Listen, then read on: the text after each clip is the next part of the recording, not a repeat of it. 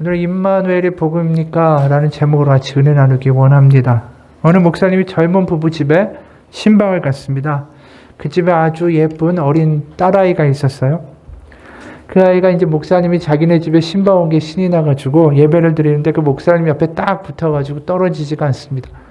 그리고 이제 기도하고 예배할 때 엄마가 아멘 하면은 그대로 아멘 하고 아빠가 또 주여 하면 주여 하고 따라하기까지 하는 거예요. 그리고 예배를 이제 마치고 나서 식사를 하는데 아이가 엄마를 따라서 이제 이것저것 가져다가 또 식탁에다가 상 차리는 일까지 도와줍니다. 이걸 보고 목사님이 이 아이가 너무 기특하고 이뻐 보이잖아요. 사랑스러운 눈길로 이렇게 바라보고 있었습니다. 드디어 이제 식사 준비가 다 되고 이번에 이제 그 아이가 신이 나가지고 물 주전자를 또 들고 오는 거예요. 그리고 상에 있는 물컵마다 물을 다 따라줍니다.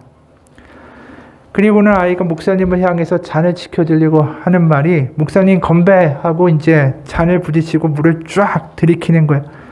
다들 얘가 왜 이러나 이러고 보고 있는데 그러고 나서 아이가 이러더랍니다. 좋다. 이걸 본 엄마 아빠가 고개를 못 들었죠. 평소에 엄마 아빠가 이제 술 마시던 거 보고 아이가 그대로 흉내 낸 겁니다. 이 부부가 그렇게 생각했겠죠. 아무도 안 보는데 뭐. 그런데 이제 아이가 보고 있었잖아요. 신앙생활도 마찬가지 같아요. 하나님 뭐 보시지 않겠지라고 생각하면서 생각하는 그런 생각 가운데 하는 행동들이 너무 많다라는 거죠. 하나님이 보시면 할 수 없는 일들을 우리가 그냥 아무 생각 없이 하나님 안 보시겠지라는 생각으로 살 때가 너무나도 많다라는 것입니다. 그래서 교회에서는 굉장히 경건하다가 밖에 나가면은 세상 사람들과 구별되지 않는 모습을 보여줄 때가 참 안타깝죠. 전에도 한 이야기인데 어떤 분이 이런 이야기 하더라고요. 나는 고등학교 때부터 교회에 출석했고 하나님의 은혜를 안 이후부터는 학교에서 전도도 많이 했다. 열심히 전도하다 어느 날 우리 반의 한 친구가 나를 화장실로 불러냈다. 내가 속으로 이제 이렇게 속으로 생각했다라는 거죠. 내가 드디어 핍박을 받는구나. 믿기 때문에 핍박받는구나. 학교에서 가장 잘 놀기로 소문난 날라리 친구였는데 그 친구가 내게 한 말은 너무나 의외였다. 사실 나도 교회 다녀. 엄마 뱃속부터 다녔지. 그래서 너보다 교회에 대해서 더 잘 알아. 근데 너 지금 보니까 최근에 은혜 받은 것 같더라. 내가 너처럼 나온 지 얼마 안 돼서 은혜 받은 애들 좀 아는데 그러다가 좀 식으면 말이야. 변할 수 있으니까 너무 유나 떨지 마. 학교에서 너무 기독교인인 티 좀 내지 말라고. 그래서 내가 물었다.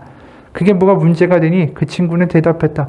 지금 특별한 문제는 없지만 너도 사람이니까 실수할 거 그런 거 아니야. 그래서 나도 말이지. 나 때문에 혹시 하나님 욕먹을까 봐 내가 기독교인이라는 것을 절대 아무에게도 알리지 않아. 자기가 무슨 안기부 비밀 요원인 것처럼 속삭이며 말했다. 사실 나도 크리스천이야 라고 그가 말하는 순간에 헷갈려서 나도 아멘이라고 말할 뻔했다. 이건 어떻게 보면 영혼 없는 그리스도인의 모습일 뿐이다. 날라리 짓을 하지 말았어야지 자신이 그리스도인인 것을 숨기고 살다니 어불성설이 아닐 수 없다. 많은 그리스도인들은 이순신 장군이 전사할 때 남긴 유언과 같은 말을 종종 한다. 내가 그리스도인인 것을 아무에게도 알리지 말라. 이 이야기를 보면서 그런 생각이 들어요. 하나님이 우리를 늘 보고 계시고 하나님이 늘 나와 함께 하신다라는 게 믿어진다면 우리의 행동이 이렇게 될 수 있을까? 그리스도인인 것을 숨기고 살아야 할 만큼 내 마음대로 사는 인생이 될 수 있을까라는 것이죠. 여러분은 어떠세요? 하나님이 늘 보고 계시고 함께 하신다. 이게 기쁨입니까? 감동입니까? 능력입니까? 소망이 되십니까? 아니면 부담이 되시고 아니면은 그냥 늘 스쳐 지나가듯이 한 귀로 듣고 한 귀로 흘러가는 그러한 말이 되십니까? 근데 사실 이것은 굉장히 중요한 질문이죠. 신앙의 본질적인 질문이기도 합니다. 오늘 본문에도 보면 이 질문, 하나님이 함께 하시는다라는 이 질문을 가지고 씨름하는 한 남자가 등장합니다. 이 남자의 이름은 기드온이고요. 이 사람은 사사로 부름받습니다. 사사는 원래 재판관이라는 뜻인데 왕이 없던 이 시대에 이스라엘에서 왕 대신에 그 민족들을 어떻게 보면 이끌어가던 영적 지도자들을 가리키던 말이죠. 그러니까 이 사사의 시대는 언제냐 하면 이스라엘 민족이 가나안에 들어가죠. 출애굽을 하고 그래서 이제 가나안에 들어가서 정복 전쟁을 해서 땅을 점령하고 거기에 살기 시작합니다. 그러면서 어느덧 이들이 여호와 하나님에 대한 신앙을 잃어버리게 되고 가나안 땅에 아주 유명한 신이죠. 비와 바람을 주관하고 부유한 삶을, 윤택한 삶을 살게 해주는 신, 그 바알을, 또 그 바알의 배우자인 아세라를 이제 믿기 시작하면서 벌어지는 일들이 사사의 시대의 이야기입니다. 그러니까 우리가 신앙적으로 보면 이 사사의 시대는 조상들이 고백한 이 홍해를 갈라주신 하나님, 또 광야에서 만나와 메추라기를 먹이신 하나님, 그래서 십계명으로 우리에게는 하나님밖에는 다른 신이 없습니다. 하나님만이 우리의 유일하신 신이십니다. 라는 이런 고백은 다 잊혀져 버린 지 오래인 시대라는 것이죠.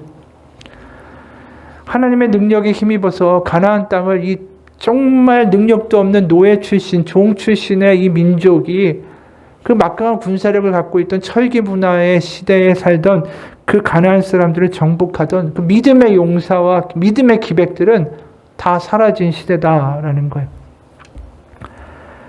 그래서 이 기드온이라는 사람 역시 굉장히 소심한 모습을 보여주고, 또 기드온이 살던 시대에는 이스라엘 민족이 미디안과 아말렉 족속의 시달림을 받고 있었어요. 그들이 이제 추수 때가 되고 뭔가 이제 거둘 때가 되면 엄청난 수의 그 미디안과 아말렉 족속이 와서 싹 쓸어가는 겁니다. 너무 힘든 거죠. 먹을 것들을 다 가지고 가니까 어떻게 살겠어요. 11절을 보면 이 기드온이라는 사람이 그러니까 어떻게 행했는가, 그 사람의 행동 방식이 나옵니다. 이 잔머리가 잘 돌아가는 사람이었어요.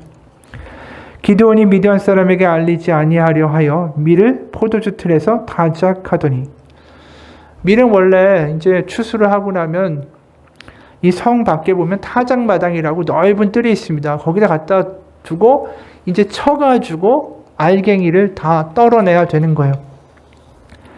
근데 지금 포도주 틀이라고 하는 것은 성 밖에 아니라 성 안에 있고, 이게 움푹 파인 구덩이 형태로 되어 있습니다. 그러니까 그 구덩이 안으로 들어가면 밖에서 사람이 있는지 없는지를 알 수가 없어요. 구덩이 안에.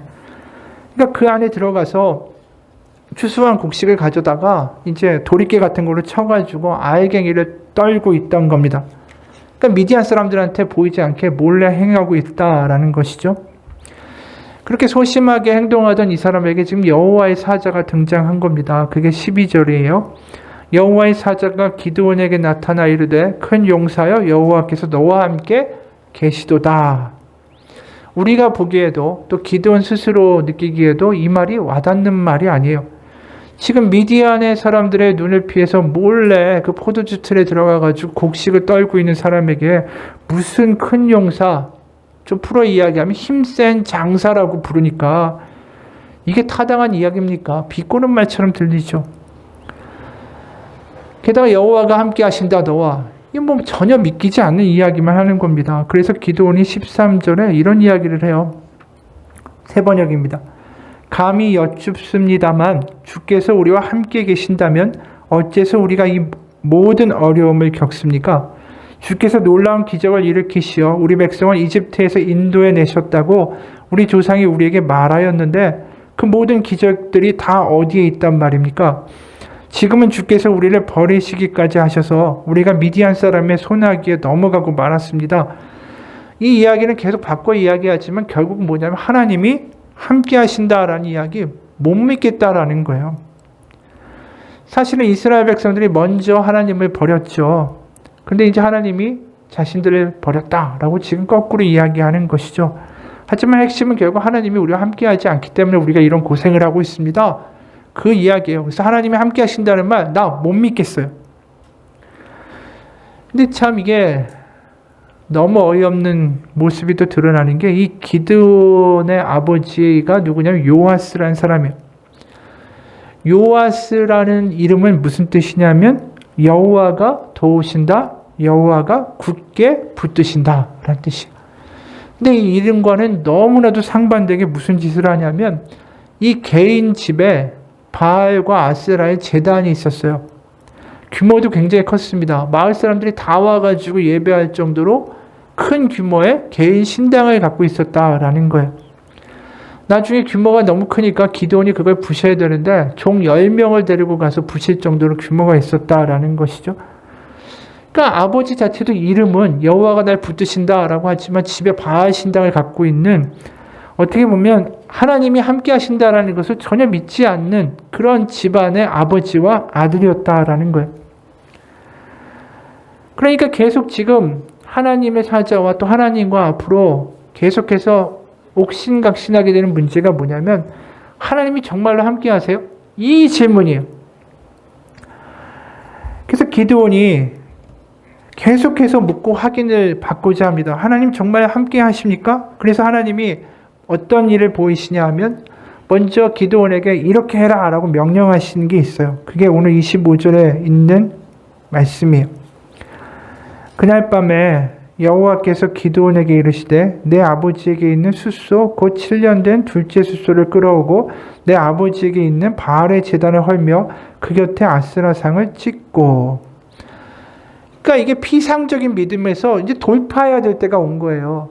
그러니까 이름은 요아스, 하나님 함께 하셔, 그래 하나님은 계신 것 같아 라고 하지만 정말로 나와 함께 하신다라는 확신이 없이 그렇게 살아가던 이 요아스와 기드온이라는 집에 하나님이 명령하시는 게, 이제 내가 너와 함께 하니까 그걸 확실하게 믿고 이제 돌파하는 믿음을 가져라 라고 도전하시는 거죠. 그래서 바알의 제단을 헐라는 거예요. 이 하나님이 함께 하신다는 확신이 없으면 이 바알신을 버릴 수가 없죠. 이 사람이 지금 어떻게 행동하냐면 27절에 보면 두려워함으로 이 일을 감히 낮에 행하지 못하고 밤에 행하니라. 바알 신당을 다 부수어 버려라. 근데 두려운 거예요. 동네 사람들이 나한테 어떻게 할까? 후환도 두렵고, 정말 하나님이 함께 하신다고 하는데 그게 진짜일까? 그게 믿어지지 않으면 이 일을 할 수가 없는 거죠. 그러니까 낮에도 못한 거예요. 그리고 그날 밤에 바로 한 것도 아니고 며칠 동안 좀 지난 다음에 그것도 밤에 몰래 가가지고 찍어버립니다. 그러니까 이 사람은 계속해서 하나님이 정말로 함께 하실까? 하나님은 계셔. 그래. 인정을 해요. 하지만 정말 나와 함께 하셔? 이게 믿어지지 않는 거죠. 계속해서 하나님 도전하시는 거예요. 내가 너와 함께 하니까 이제 바알을 찍어버려. 진짜 찍어도 될까? 그 다음에 어떤 일이 벌어지냐면 미디안과의 전쟁에 나갑니다. 그 다음에 정말 하나님이 나와 함께 하시는가? 이게 또 안 믿어지는 거예요. 6장 37절에서 40절이에요. 그러시다면 내가 양털 한 뭉치를 타작마당에 놓아두겠습니다. 이슬이 이 양털 뭉치에만 내리고 다른 땅은 모두 말라 있으면 주께서 말씀하신 대로 절을 시켜서 이스라엘 구원하시려는 것으로 알겠습니다. 그래서 정말 그렇게 되었다. 기드온이 다음날 아침 일찍 일어나서 양털 뭉치를 쥐어짜보니 양털 뭉치에 내린 이슬이 쏟아져 그릇에 물이 가득 찼다. 기드온이 또 하나님께 여쭈었다. 주님, 저에게 노하지 마십시오. 제가 한 번 더 말씀드리고자 합니다. 양털 뭉치를 한 번만 더 시험하여 보게 하여 주시옵소서. 이번에는 양털은 마르고 사방의 모든 땅에는 이슬이 내리게 하여 주십시오. 그날 밤에 하나님은 그대로 하여 주셨다. 양털은 말라 있었고 사방의 모든 땅만 이슬로 젖어 있었던 것이다. 그러니까 양털에 이슬이 내리느냐 아니냐, 다른 땅에는 내리는데 여기는 안 내리고, 반대로 양털에 내리고 다른 땅에 안 내리고, 이걸 가지고 계속 하나님과 테스트를 하죠. 결국 뭡니까? 하나님이 나와 함께 하시는가? 그거 테스트하고 싶어 하는 거예요. 계속. 그게 안 믿어지는 거예요. 여호와가 함께 하신다. 정말 그런가? 하나님은 내가 알겠는데 정말 하나님 나와 함께 하시는가? 우리의 믿음의 모습하고도 좀 비슷하죠. 그럼 여기서 의심이 끝나는가? 아니에요. 이제 막상 미디온과의 전쟁터에 딱 나가니까 적들이 너무 많은 거예요. 숫자가. 그래 겁이 나죠. 또 두려워지는 거예요. 정말 하나님이 나와 함께 하시나? 그러니까 하나님이 기드온의 부하 장수인 부라와 함께 이제 적의 진영에 내려가서 적들이 하는 말을 엿듣게 하세요. 사사기 7장 13절과 14절이에요. 기드온이 그곳에 이르렀을 때, 적진이죠. 마침 한 병사가 자기가 꾼 꿈 이야기를 친구에게 하고 있었다. 그러니까 적들이 하는 이야기라는 거예요.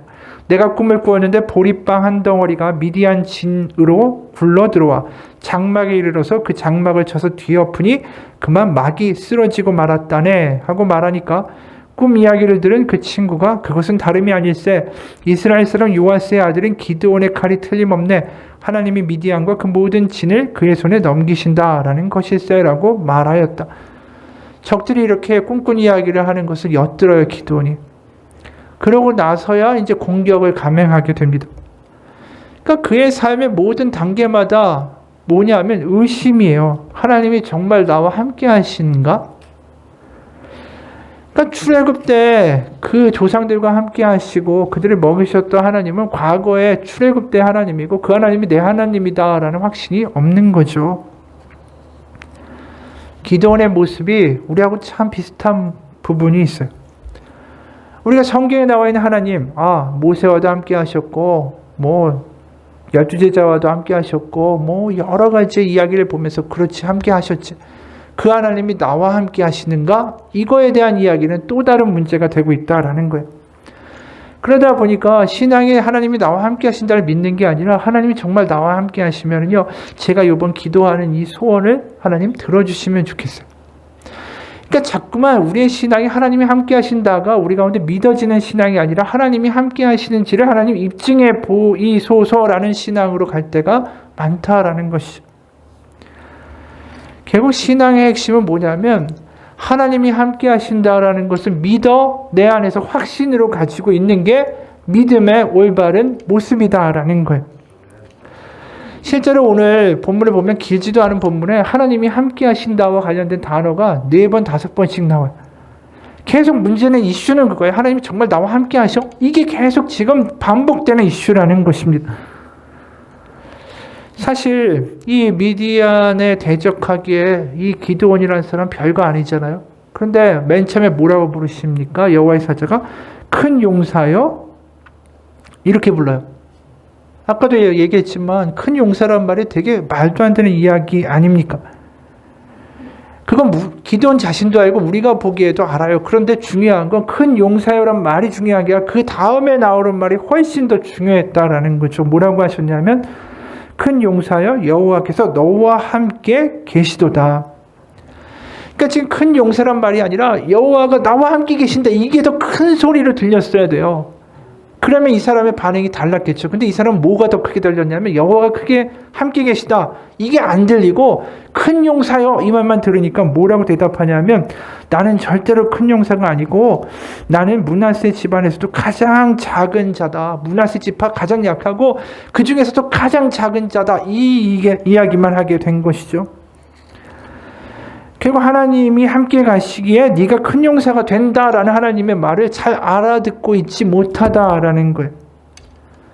그러니까 큰 용사가 중요한 게 아니라 하나님이 너와 함께 하시면 네가 큰 용사가 될 수 있어. 너에게 지금 요구되는 건 네가 스스로 큰 용사가 되라는 걸 요구하는 것이 아니라 내가 너와 함께 한다라는 것을 믿으라라고 말씀하시는 거죠. 기드온이 그게 안 되는 거예요, 지금. 근데 이게 기드온만의 모습이 아니라 우리가 알고 있는 모세도 똑같았습니다. 모세가 이제 80세가 되죠. 나이도 많아지고 더 이상 왕자도 아니에요. 이제 광야에서 늙은 목동으로 살아가고 있던 그 상황이죠. 그때 이제 하나님이 찾아오시고 출애굽기 3장 12절에 이런 말씀을 주십니다. 하나님이 이르시되 내가 반드시 너와 함께 있으리라. 내가 그 백성을 애굽에서 인도하여 낸 후에 너희가 이 산에서 하나님을 섬기리니 이것이 내가 너를 보낸 증거니라. 모세를 만나고 나서 하나님이 주신 가장 첫 번째 말씀 중에 하나가 내가 반드시 너와 함께 있으리라. 이거예요. 그러니까 그게 지금 모세에겐 철저하게 믿어지면 그 다음의 문제를 하나님이 알아서 하시겠다라는 것이었죠. 근데 모세가 그게 나의 능력입니다. 할렐루야 이런 게 아니라 기드온처럼 똑같이 반응하고 있어요. 4장 10절과 13절이에요. 출애굽기 4장 10절입니다. 모세가 여호와께 아뢰되 오 주여 나는 본래 말을 잘하지 못하는 자니이다. 주께서 주의 종에게 명령하신 후에도 역시 그러하오니 나는 입이 뻣뻣하고 혀가 둔한 자니이다. 13절에 아주 이렇게 대놓고 이야기하죠. 모세가 이르되 오 주여 보낼 만한 자를 보내소서. 이 기드온의 얘기하고 뭐가 다르겠어요? 똑같아요. 나는 큰 용사가 될 수 있는 사람이 아닙니다. 나는 미디안 족속 그 므낫세 족속 중에서도 가장 작은 자에 속합니다. 그러니까 모세도 하나님이 나와 함께 하신다라는 게 이게 잘 믿어지지가 않는 거예요, 인생에서. 그러니까 결국 하나님이 하셔야 되는 건 기드온도 계속해서 설득하시는 거예요. 기적 보여주고 양털 보여주고 가서 너 부하 장수와 함께 내려가서 이야기 한번 들어보라고 이야기하시고, 모세에게도 똑같아요. 여러 가지 기적들을 계속 보여주시면서 내가 너와 함께 하니까 이 기적 가지고 가서 네 동포들한테 이야기하고 보여주라. 계속해서 하나님의 설득이 이어져요. 내가 너와 함께 하는 거 네가 믿어줄 수 없겠니? 근데 이제 광야로 백성들을 데리고 나가잖아요. 그럼 이스라엘 백성들이 광야에서 부딪히는 문제는 뭘까요? 똑같은 문제. 내가 너와 함께 하는 것을 믿어주겠니? 출애굽기 17장 7절에 보면 이스라엘 백성들이 하나님을 가장 실망시킨 사건 중에 하나가 나오는데 거기에 이런 말씀이 나와요. 그가 그곳 이름을 마사 또는 무리바라 불렀으니 이는 이스라엘 자손이 다투었으며 또는 그들이 여호와를 시험하여 이르기를 여호와께서 우리 중에 계신가 안 계신가 하였음이더라. 문제는 계속 그거예요. 여호와가 우리와 함께 하시는가. 실제로 나중에 이 사람들이 무슨 사고까지 칩니까? 금송아지를 만들고 그 앞에서 경배하죠. 그 이유가 뭐냐 하면 눈앞에 지금 모세가 안 보인다라는 거예요. 모세가 시내산 꼭대기에 올라가서 안 내려오니까 모세를 보고 그나마 하나님이 우리와 함께 하신다라고 믿었던 이 사람들이 모세까지 안 보이니까 하나님 안 계시는 것 같아. 하나님 어디 있냐? 우리를 향한 하나님의 가장 큰 바람이 뭘까요? 우리가 뭐 거룩한 일을 하고 놀라운 일을 하고 기적을 일으키고 뭐 그런 걸 하나님이 바라시는 게 아니라 근본적으로 하나님이 우리에게 요구하시고 바라시는 거 하나예요. 내가 너와 함께하는 거 믿겠니? 그거예요. 내가 어떤 상황이든 간에 내가 너와 함께하는 것을 믿어줄 수 없겠니? 네, 믿습니다. 그러한 자녀가 되기를 바라신다라는 거죠. 스코틀랜드에 한 노인이 살고 있었대요. 그 노인이 아파서 누워있는데 그 교회 목사님이 그분을 신방을 갔습니다. 목사님은 침대 곁으로 다가와서 의자에 앉자마자 침대 반대편에 의자 하나가 놓여있는 것을 발견했어요. 그 의자는 마치 또 다른 방문객이 다녀간 것처럼 그런 각도로 이렇게 놓여 있었습니다. 그래서 이 목사님이 이렇게 얘기했어요. 이제 보니까 제가 제일 먼저 방문한 사람이 아니었군요. 이 말에 노인이 놀라서 목사님을 쳐다보니까 목사님이 자기가 지금 본 그 의자를 가리켰습니다. 노인이 말해요. 이 의자 말이군요. 그 내력을 말씀드리죠. 몇 해 전에 저는 이제 기도하는 게 너무 힘들어졌다라는 걸 깨닫게 됐죠. 너무나도 피곤해서 무릎을 꿇은 채로 잠이 든 적이 한두 번이 아니었으니까요. 설사 깨어난다고 해도 종잡을 수 없는 생각들을 어떻게 조절할 수가 없었답니다. 그러다 어느 날 저는 너무나도 두렵고 무섭기도 하고 이 일을 제가 아는 한 목사님에게 말씀드렸습니다. 그분은 저에게 무릎 꿇고 기도하는 거, 무릎 꿇는 것에 대해서는 염려하지 말라고 하셨어요. 그분은 그냥 앉아서 하세요. 당신 앞에 의자를 하나 놓아두세요. 그리고 예수님께서 거기에 앉아 계시고 있다라고 생각하시고 친구한테 얘기하듯이 그분께 말씀하세요. 이렇게 말씀하셨습니다. 여기까지 말을 마친 후에 그 노인이 이렇게 덧붙였어요. 그래서 그 이후로 저는 쭉 그렇게 해왔답니다. 그것이 바로 저 의자의 내력이지요. 그런데 일주일이 지난 후에 그 노인의 딸이 목사님을 찾아와 방문을 두드렸습니다. 서재로 들어온 그 딸은 거의 자제하지 못할 정도로 감정이 격양되어 있었어요. 그리고 흐느끼면서 이렇게 말합니다. 아버지께서 지난밤에 돌아가셨어요. 그렇게 빨리 돌아가실 줄은 전혀 생각하지도 못했는데 저는 한두 시간 정도 쉬려고 제 방에 돌아왔거든요. 아버지께서 아주 편하게 주무시는 것 같았어요. 그런데 돌아와 보니까 아버지께서 그만 돌아가신 거예요. 몇 시간 전에 배웠을 때 이후로 전혀 움직이시지 않은 채로 말이에요. 단지 한 손을 침대 옆에 있는 빈 의자 위에 놓으시고는 말이죠. 이 노인의 삶이 보여주는 거죠.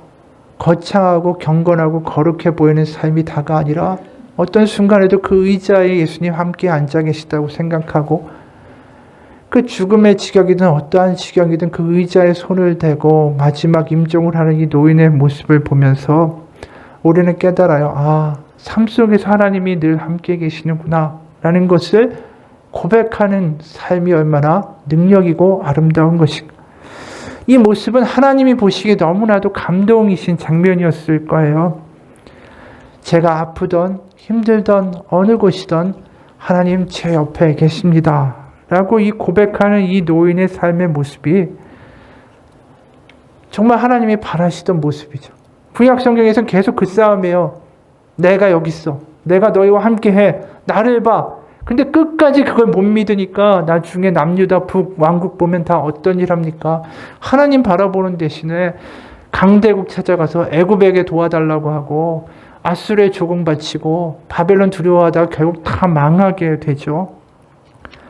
결국 하나님이 구약 성경 내내 질문하고 우리 가운데 설득하시려고 하는 한 가지. 내가 너와 함께하는 걸 네가 믿어줄 수 있겠니? 그 질문에 네라고 대답하는 자녀를 지금도 찾고 계시는 거예요. 우리가 아는 하나님의 이름이 뭡니까? 여호와죠. 여호와라는 이름 자체도 그런 의미가 담겨 있어요. 출애굽기 3장 14절에 보면 이런 말씀이 있어요. 하나님이 모세에게 이르시되 나는 스스로 있는 자이니라. 여기 보면 스스로 있는 자라고 되어 있는데 이게 히브리어로 보면 예흐예라는 단어예요. 히브리어는 시제가 정확하지 않습니다. 문맥에 따라서 과거도 되고 현재도 되고 미래도 돼요. 그래서 이 단어를 더 길게 의미 있는 대로 풀어보면 하나님 여호와란 뜻은 내가 과거에도 있었고 현재에도 있었고 미래에도 있는 자다라는 뜻이에요. 결국 이걸 다시 보면 이걸 지금 모세에게 말씀하시잖아요. 모세에게 전에 뭐라고 말씀하셨어요? 내가 반드시 너와 함께 하겠다. 그러니까 여호와의 담긴 뜻은 뭐냐 하면 내가 과거에도 너와 함께 있었고 지금도 너와 함께 있고 미래에도 너와 함께 있는 하나님이다라는 뜻이 여호와의 담긴 뜻이에요. 그러니까 하나님의 이름이 이 정도로 될 정도로 우리에게 소유하기 원하시는 근본적인 믿음은 어떤 상황이든 간에 하나님이 나와 함께 하신다. 이것이 우리에게 믿어지십니까? 이게 사실 성탄절에 우리에게 던져지는 질문이에요. 왜냐하면 하나님이 우리와 함께 하신다는 것을 우리가 너무 믿지 못하니까 결국 그 아들까지 보내시는 일이 벌어진 것이죠. 예수님의 탄생은 다른 게 아닙니다. 하나님의 아들 예수님이 오신 것은 내가 너와 함께 한다라는 것을 우리에게 설득하신 하나님의 간절한 사랑이고 외침이에요. 바로 우리와 함께 하신다는 걸 저 멀리 하늘에서 내가 너와 함께라고 이야기하시는 수준이 아니라 바로 이 땅에 그 아들을 보내셔서 우리와 함께 하시는 삶을 살아주심으로 내가 너와 함께해라는 것을 보여주시고 설득하시고 입증하셨다라는 것이죠. 그 함께 하신 가운데 그냥 고상한 것만 있었습니까? 아니, 예수님 배고프기도 하셨어요. 우리와 함께 배고프셨고 우리와 같이 슬프셨고 우리와 같이 웃기도 하셨고 우리와 같이 고난과 수치를 다 감당하셨어요. 우리가 얼마나 믿지 못하면 그렇게까지 하셔야지 내가 하나님이 나와 함께 한다는 걸 믿게 되겠냐라는 것이죠. 그렇게까지 하지 않으면 우리가 하나님이 우리와 함께 한다는 걸 믿을 수 없는 사람들이다라는 것이. 그래서 마태복음 1장 23절에는 이렇게 이야기하죠. 보라, 처녀가 잉태하여 아들을 낳을 것이요 그의 이름은 임마누엘이라 하리라 하셨으니 이를 번역한즉 하나님이 우리와 함께 계시다 함이라. 결국 예수님이 이 땅에 오신 이유가 뭡니까? 하나님이 우리와 함께 계심을 설득하고 입증하고 보여주기 위하여 오셨다라는 것. 중세 영성가 마이스터 에크하르트라는 사람이 있는데 이 사람이 임마누엘 함께 하신 하나님에 대한 이야기를 이렇게 설명합니다. 한 금슬 좋은 부부가 있었습니다. 어느 날 아내가 큰 사고를 당해 한쪽 눈을 잃고 너무나도 슬퍼했습니다. 남편이 부인에게 물었습니다. 여보, 이제 그만 슬퍼해도 되는데 왜 그렇게 슬퍼하오?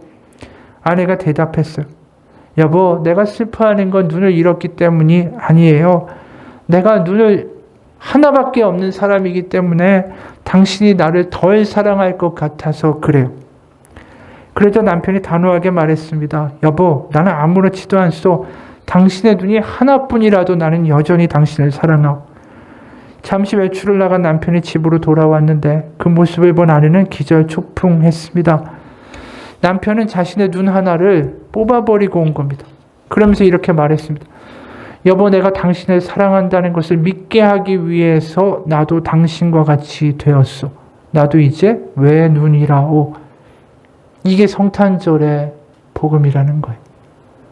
예수님이 이 땅에 오신 이유, 내가 너와 함께해. 내가 너를 사랑해. 그걸 믿어줄 수 없겠니? 바로 이 남편 눈 하나를 뽑아서까지라도 향하는 이 일이 바로 예수님이 이 땅에 오셔서 우리 가운데 행하신 일이시다라는 겁니다. 우리의 고통과 우리의 외로움과 때로는 우리의 슬픔과 기쁨과 그 모든 것에 함께 하신 하나님을 우리가 받아들일 수 없을까요? 내가 때로는 지치고 힘들 때 그래도 하나님은 나와 함께 계셔 라고 말할 수 없을까요? 그래서 마태복음은 처음부터 끝까지 그걸 놓지 않아요. 어떤 상황이든 하나님은 나와 우리와 함께 하십니다. 마태복음 1장 28절에 뭐라고 얘기했죠? 임마누엘로 시작했어요. 마태복음 1장 임마누엘, 하나님이 우리와 함께 계시다.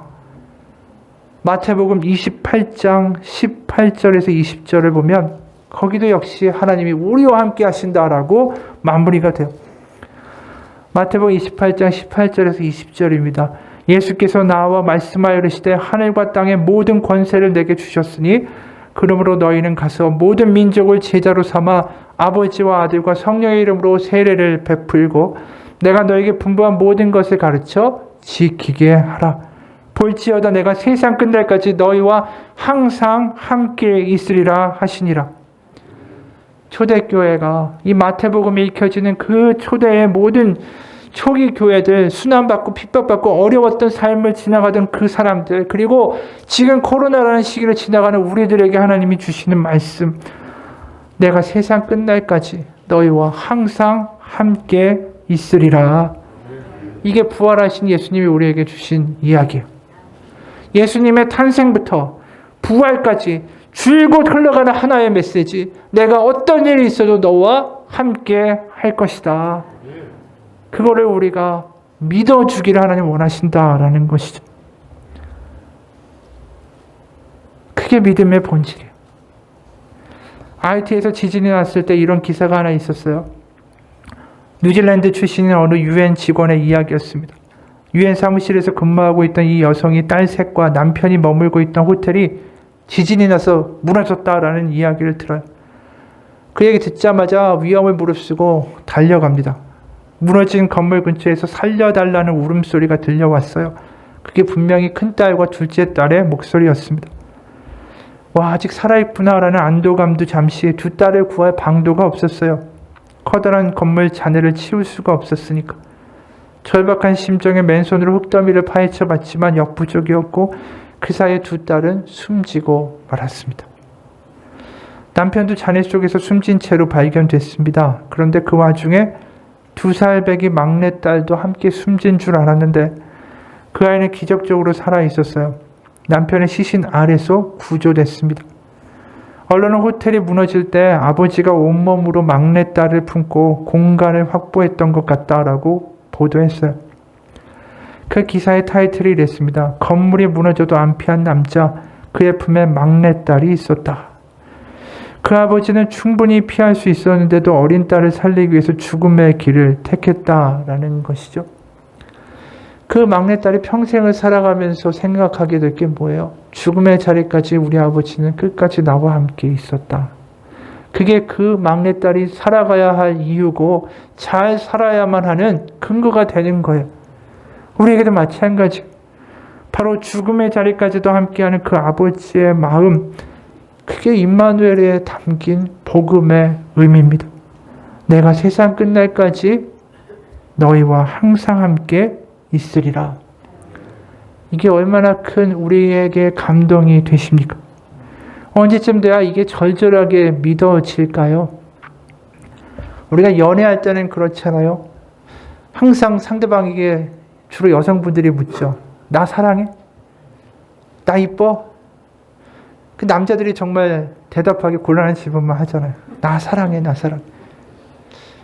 근데 연애만 30년 할 수 있습니까? 근데 우리의 신앙은 왜 그럴까요? 오래돼도 계속해서 하나님한테 그거 물어요. 하나님 저 사랑하시는 건 맞아요? 하나님 저 기도 들으시는 건 맞아요? 저와 함께 하시는 건 맞아요? 근데 왜 그래요? 하나님과 연애하고자 우리가 믿는 게 아니잖아요. 결혼하고 부부가 되면 어떻습니까? 나 사랑하냐고 물어보지 않아요. 그냥 사랑하지. 사랑은 확인하는 게 아니라 하는 겁니다. 믿음도 마찬가지. 확인하려고 하는 게 아니라 맞아, 하나님은 나와 함께 계시고, 왜요? 저 십자가에 예수님이 그것을 우리에게 증명하시기 때문에. 우리의 믿음이 하나님의 사랑을 확인하려는 수준이 아니라 하나님이 나와 함께 하십니다 라고 고백할 수 있는, 그래서 나와 함께 하신 하나님 앞에 나의 깊은 고통과 사람들이 알지 못하는 상처들과 나의 부끄러운 일들과 나의 후회들과 나의 두려움들을 그냥 다 털어놓는 것, 그게 하나님을 믿는다, 하나님을 사랑한다 라고 말할 수 있는 거예요. 하나님을 사랑한다는 게 거창한 게 아니에요. 하나님이 나와 함께 계시는 것을 전 늘 믿습니다. 그 고백이 우리 가운데 회복되기 원합니다. 마지막으로 이야기 하나만 하고 마치겠습니다. 예전에 한 친구가 55년 동안 결혼 생활을 하는 어머니가 돌아가실 때 일어난 일을 나에게 이야기해 줬습니다. 그는 어머니가 아침 식사를 하려고 내려왔다가 식사를 마친 다음에 의식을 잃게 된 정황을 말해 줬습니다. 아버지가 황급히 달려가 어머니를 두 팔로 들어 올려 집 밖으로 안고 나갔습니다. 모든 사람들이 질렸습니다. 이웃 사람들이 이 노인이 아내를 차 앞좌석에 앉힌 채 자동차 경주에 참가한 10대 소년처럼 차를 몰고 고속도로로 달려나가는 모습을 보고 뭔가 끔찍한 일이 일어났다라는 것을 알았습니다. 아버지가 그렇게 고속도로를 마구 달려 병원에 도착하자마자 어머니에게는 사망 진단이 내려졌습니다. 장례식 날 사람들은 오후 늦게 묘지로 나와 어머니의 시신을 무덤에 묻었습니다. 장례식이 끝나고 아버지와 그 두 아들은 집으로 돌아왔습니다. 그들은 어머니에 대한 이야기를 하면서 소소한 추억을 떠올리고 그러면서 서로 감동을 받는 시간들이 있었습니다. 저녁 늦게 제 친구의 아버지가 물었습니다. 너희 엄마가 지금 어디 있을까? 지금 뭘 하고 있을까? 천국에 올라가서 지금은 있는 기분이 어떨까? 마침 그 아버지의 두 아들, 제 친구와 그 형제는 둘 다 목회자고 신학자였습니다. 죽음 이후의 삶의 모습에 대해서 어떻게 말을 해야 될까? 그러면서 성경에서 나오는 천국과 사후의 삶에 대한 이야기를 어떻게 설명할까 최선을 다했습니다. 두 아들은 아버지에게 아름다운 이야기들을 들려줬고 아버지는 말 한마디에 설명 하나하나를 열심히 경청했습니다. 두 아들들이 이제 생각해낼 수 있는 모든 것들이 바닥났고 그때 친구의 아버지가 이렇게 말했습니다. 나를 다시 데려다다오. 나를 묘지로 다시 데려다다오. 아버지 지금은 갈 수 없어요. 10시가 넘었어요. 내일 아침에 가요. 내 친구가 말했습니다. 나를 막지 말거라. 55년 동안 함께한 아내를 막 땅에 묻은 나를 설득하려고 하지 마. 친구의 아버지가 이렇게 말했습니다. 그래서 그들은 아버지를 설득하지 않고 묘지로 모시고 갔습니다. 친구의 아버지는 손전등으로 아내의 무덤을 살펴봤습니다. 꽃들이 아내가 원하는 대로 놓여 있는지도 확인했습니다. 묘비에 새겨진 글자들을 손가락으로 하나하나 더듬어 보았습니다. 그리고 나서 무덤에서 물러서며 말했습니다. 행복한 55년이었다. 그리고 바로 내가 원하는 식으로 끝이 났구나 얘들아. 나는 그 사람이 먼저 죽어서 행복하단다. 바로 이 말은 다른 말이 아니었습니다. 두 사람이 일생을 함께하며 서로를 사랑하며 돌보면서 그렇게 살아갈 때 서로가 상대방이 배우자를 땅에 묻는 고통과 고뇌를 겪지 않기를 서로에게 바랬다라는 것이죠. 바로 아내가 아니라 내가 아내를 먼저 보낸 게, 그래서 내 아내가 내가 먼저 죽었기 때문에 홀로 남겨진 외로움을 겪지 않았기에 나는 그게 다행이다라고 말했다라는 거예요. 이게 부부의 생활이라는 거죠. 50년을 넘게 산 부부가 하는 이야기가 이거예요. 왜 부부의 이야기를 합니까? 이렇게 살아가는 삶의 모습, 이게 바로 하나님과 살아가는 우리의 신앙생활의 모습이라는 거예요. 우리가 연애하는 삶이 아니라 정말 부부로서 우리가 하나님을 생각하고 매일매일 그분과 함께 살아가고 그분의 위로와 비가 오나 바람이 부나 어떤 일이 있거나 하나님을 나와 함께 하시는 분으로 생각하며 살아가는, 그렇게 경험하고 고백하는 삶이 되기를 원합니다. 하나님이 우리와 함께 하십니다. 그게 임마누엘의 복음이고요. 우리가 그 신앙을 가지기 원합니다. 확인하는 신앙이 아니라 늘 하나님과 함께 하시기 때문에, 하나님 나와 함께 하시기 때문에 하나님 앞에 나의 어떠한 문제도 순간순간 고백하고 이야기하고 아뢰고, 그렇게 그분과 평생 살아가서 나중에 우리가 이 땅을 떠나 천국에 가서 하나님을 만나게 되는 그날까지 그렇게 살아갈 수 있는 믿음의 복이 있기를 주님의 이름으로 축원합니다. 기도하겠습니다. 하나님 아버지, 우리의 믿음이 뜨겁고 때로는 열정적이다 할지라도 어느 순간 돌아서서 하는 말, 하나님 정말 날 사랑하십니까? 그렇게 남비 끌 듯하는 믿음이 아니라 때로는 뜨겁지 않은 것 같았고 때로는 그냥 밋밋한 것 같아도 늘 삶 가운데 하나님이 나와 함께 하시죠. 하나님이 나의 이야기를 들으시죠. 하나님, 제가 오늘 겪은 창피함과 수치와 억울함도 아시죠. 하나님, 제가 외로운 것도 아시죠. 하나님, 제 안에 두려움 있는 것도 아시죠. 하나님, 제가 가지고 있는 이 걱정과 제가 고백하고 있는 이 모든 말들을 하나님 듣고 계시죠. 하나님, 저와 함께 하세요. 그렇게 고백하며 살아갈 수 있는 신앙 생활하기 원합니다. 하나님이 함께 하신다. 그것을 믿는 자가 바로 신앙을 가진 자입니다. 내가 원하는 소원이 이루어지기를 기대하는 자가 아니라 하나님이 나와 함께 하시는 분이다라는 것을 믿는 믿음, 그 안에서 살아가는 믿음, 임마누엘의 복음을 소유한 자로 살아가는 믿음 되게 하여 주옵소서. 예수 그리스도의 이름 받들어 기도합니다.